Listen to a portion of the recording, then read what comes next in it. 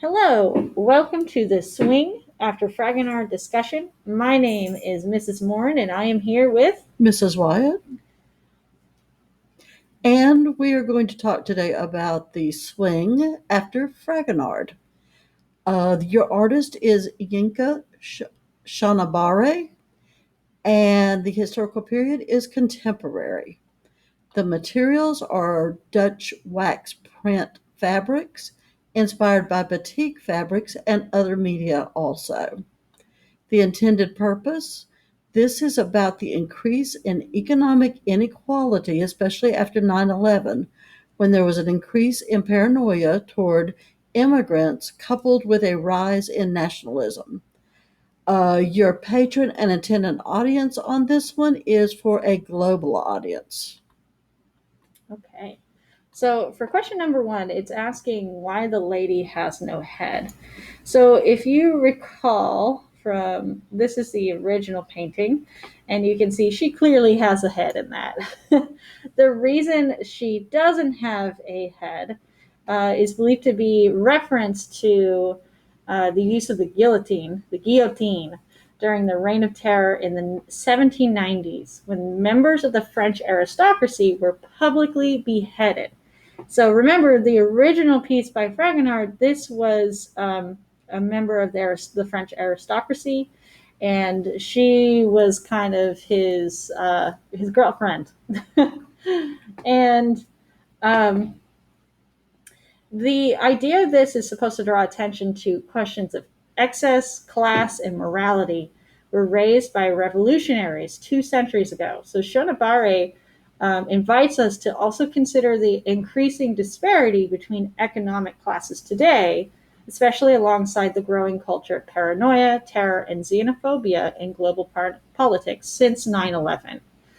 Um, Now, the second question is asking, why does Shonabare use Dutch wax fabrics in the artwork?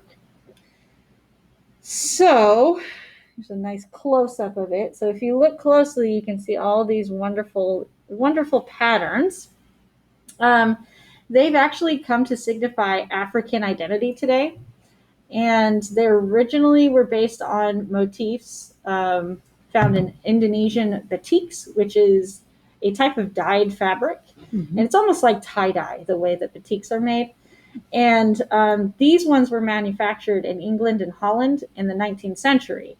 The European imitations originally were not uh, as sought after. Yeah, marketable. Yeah, and then eventually, when they were sold in South Asian markets, they they were marketed again to West African colonies, and then they've since been appropriated and integrated into the local visual culture.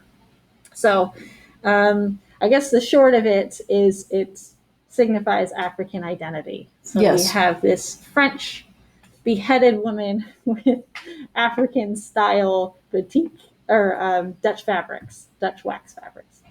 So, how does Shonabare use the fabrics in the artwork?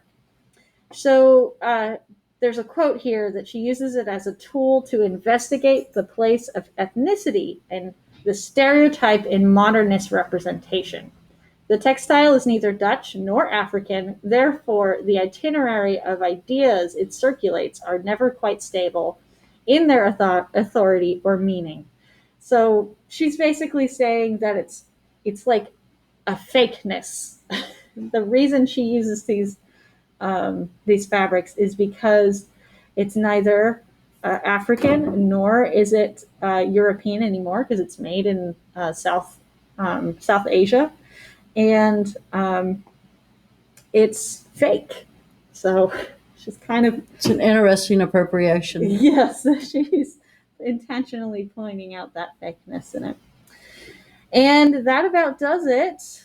Do you have anything to add, Mrs. Wyatt? No, that's all. All right. Well, thank you so much for watching, and I hope that you enjoyed.